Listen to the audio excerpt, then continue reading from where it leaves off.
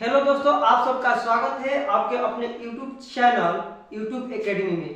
तो दोस्तों, आज की जो हमारी वीडियो होने वाली है वो होगी आयत के ऊपर, रेक्टेंगल के ऊपर। ठीक है, तो आज हम लोग आयत से संबंधित चीजों को पढ़ेंगे, फार्मूला पढ़ेंगे, थोड़ा सा उसका डिफिनेशन पढ़ेंगे।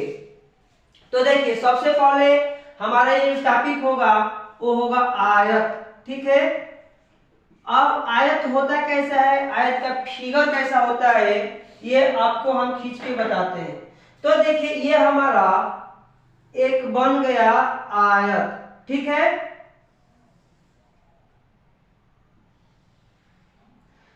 अब यदि आयत के बारे में हमें बताना होगा तो हम लोग बताएंगे कि आयत एक प्रकार का ऐसा चतुर्भुज होता है जिसकी आमने सामने की भुजाएं बराबर होती है।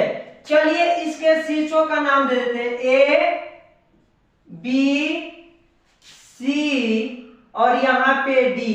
ठीक ना। अब इसमें देखिए, इसके आमने सामने की भुजाएं बराबर होती है, यानी कि एसी भुजा एसी जो होगी वो हो जाएगी आपकी बीडी के बराबर। किसकी हो जाएगी? बीडी के बराबर। भुजा एसी जो होगी वो बीडी के बराबर हो जाएगी, और भुजा एबी होगी वो होगी सीडी के बराबर, यानी कि भुजा एबी जो होगी वो होगी आपकी सीडी के बराबर। कहने का अर्थ है कि चलिए हम अंक के मानों में सीखते हैं। यदि यह 5 मीटर का है तो यह भी हमारा क्या होगा? 5 मीटर का होगा। ठीक है, और यदि यह हमारा 8 मीटर का है तो यह भी 8 मीटर का होगा। तो यहां से हम लोग आयत को समझ लिए, और आयत का परिभाषा क्या होगा वो चलिए हम यहां पे आपको लिख करके दिखाते हैं। तो देखिए, ये आपका आयत हो गया, और आयत का जो ये है डिफिनेशन है, परिभाषा, इसमें लिखा गया कि ऐसा चतुर्भुज जिसके आमने सामने की भुजाएं बराबर होती है उसे आयत यानी कि रेक्टेंगल कहते हैं, जैसे कि मैं बताया था। ठीक है, अब चलिए सूत्र को देखते हैं। चलिए, तो ये सूत्र अब लिखेंगे। ठीक है, चलिए पहले सूत्र लिखने से पहले आयत फिर से बना लेते हैं। ये आपका हो गया आयत। ठीक, ए बी सी और डी। तो देखिए, ये आपका आयत हो गया ना। अब ये यदि लंबाई है तो ये आमने सामने की भुजाएं भी क्या बराबर होती है, कि ये लंबाई है तो इसे भी हमें लंबाई ही मानना होगा। कभी ये लंबाई और ये लंबाई नहीं होगी। आयत में जो आमने सामने की भुजाएं होती है वो बराबर होती है, यानी कि ये चौड़ाई है तो ये भी आपका क्या हो जाएगा? चौड़ाई। तो देखिए, आयत से संबंधित जो कुछ भी आपके सूत्र हैं इंपॉर्टेंट है उसे मैं लिखवा रहा हूं। ये पहला आपका सूत्र बनता है आयत का परिमाप।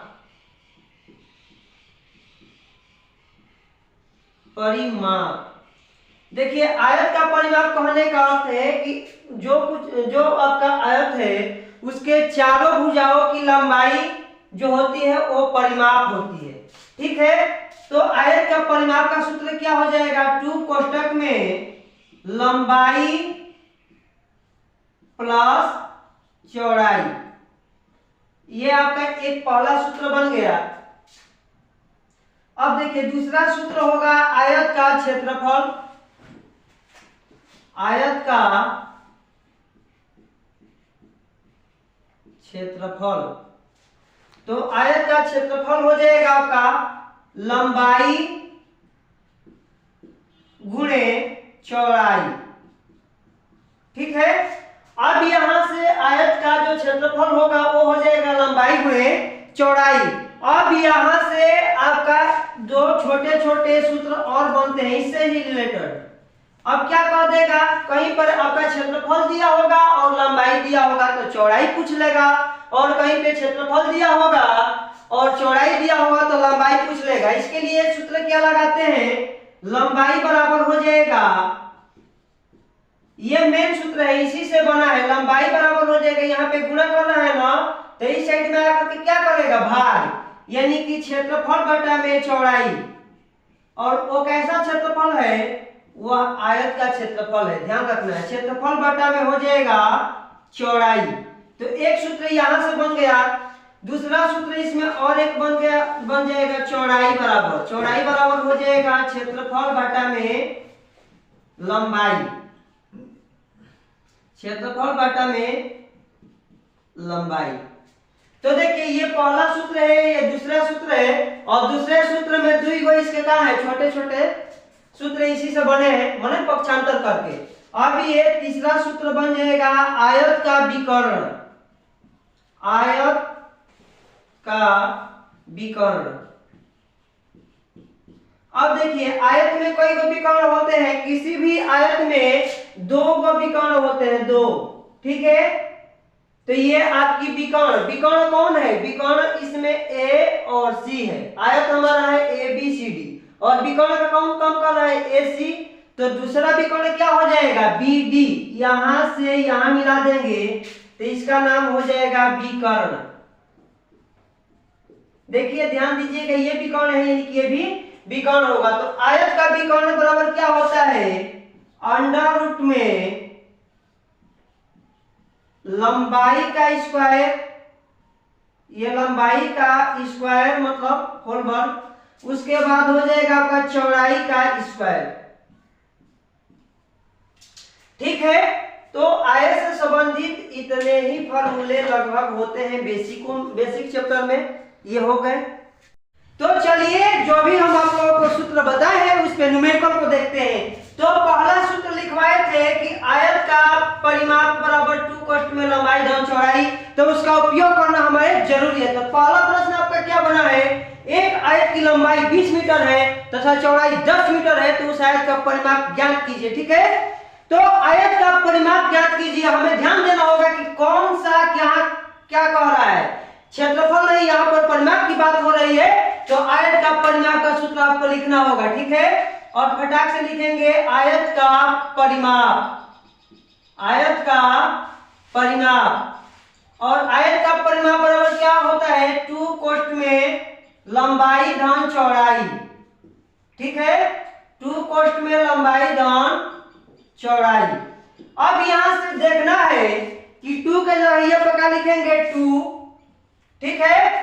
अब लंबाई कौन है, 10 मीटर है कि 20 मीटर, लंबाई 20 मीटर है, तो लंबाई के जगह पर लिखिए 20, उसके बाद चौड़ाई के जगह पर क्या है 10, तो यहाँ पे 10 बनाइए।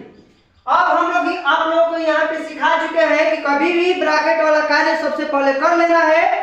तो यहाँ से 2 का हो जाएगा 2, उसके बाद यहाँ पर कोई चिन्ह नहीं है तो क्या लगाते हैं गुणा, और 20 में 10 को जोड़ेंगे तो क्या हो जाएगा 30, तो यहाँ पे लिख लेंगे 30, और 2 से हमें क्या करना है गुणा, 2 में 30 से गुणा करेंगे तो क्या हो जाएगा 60।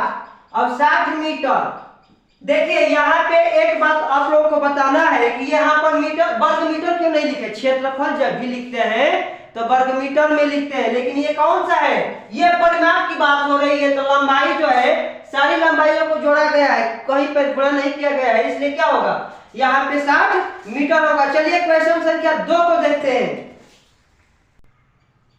चलिए यहाँ का अगला प्रश्न है, एक आयत की लंबाई 25 मीटर तथा चौड़ाई 20 मीटर है, तो उस आयत का क्षेत्रफल हमें ज्ञात करना है। सबसे पहले हम लोग हल करेंगे तो क्या लिखेंगे, इसमें जो हमारी लंबाई है लिख लीजिए, लंबाई बराबर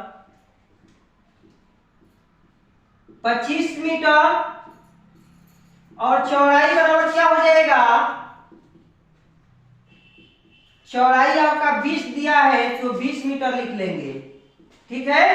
अब आयत का क्षेत्रफल बोला है तो आयत का क्षेत्रफल वाला सूत्र लिखेंगे, आयत का